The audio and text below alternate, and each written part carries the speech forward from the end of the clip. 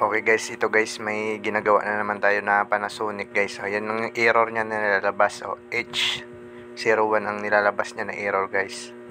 Pag on pa lang, tapos pag pindot mo ng starts, H01 agad.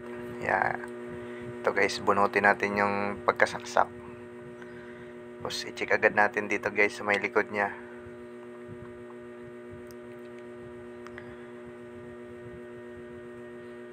Mga ganitong mga Panasonic na yung may board sila sa ilalim guys, dyan sa may likod na nakalagay, yung bukasan nito guys dito lang sa taas, yan sa may baba lang nitong display board nya, andyan lang nakalagay yung mga water level sensor, mga inlet valve, saka yung drum sensor. Kaya mas madali lang buksan, di tulad sa ibang Panasonic na yung walang board sa likod, na sa ilalim mo talaga ng top cover bubuksan. Ito guys, papalitan natin yung water level sensor nya. Kasi pag H01 guys, pag okay yung mga wiring, matik yan, board yan, board yung water level sensor nya. Ayan guys, napalitan na natin. Yung pinalit natin guys, yung malaki guys, yung pang Whirlpool, kasi ito yung matitibay ito. Tsaka wala ka na kasi makukuha mga replacement na maayos guys. Kaya ito na lang pinapalit namin, yung pang Whirlpool, yung malaki siya. Kasi yung replacement yan, kung wala, puro sablay, minsan mababa yung tubig.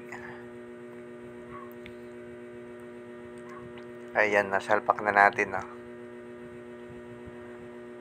Testing na natin.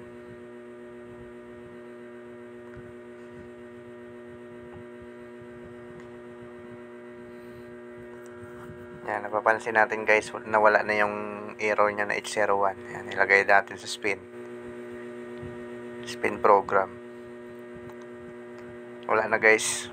Kaya pag H01, yun talaga guys, water level sensor. Yan, nag-i-spin na siya guys. Sa gusto pa lang magpagawa or may mga katanungan guys, message lang kayo sa aming FB page, Norche Repair Shop. Sa hindi pa nakasubscribe guys, mag-subscribe na kayo guys, para pag may video tayo na tulad sa sira ng washing nyo, at least meron kayong media na kayo. Yan, okay na rin yung wash nya. Sakto lang yung tubig nya guys, level 1. Sabihin good na good yung sensor na pinalit natin. Mas maganda talaga yung mga pang Whirlpool na sensor, 2 pin na malalaki.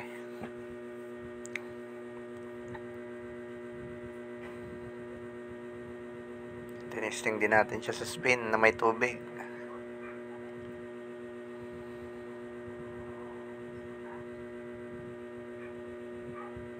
Testing natin lahat bago iwan guys, para walang mga back job. Kasi baka may iba pang problema Siyempre pag mahawakan mo na yan, kahit ibang problema pa yan,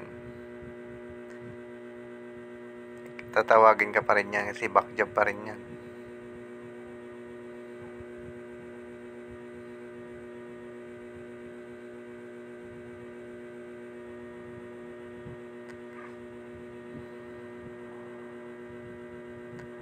Yan, hihintay lang natin siya umikot.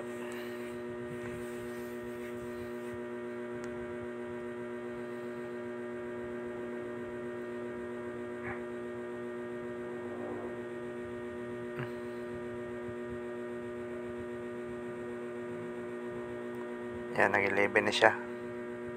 May ikot na siya.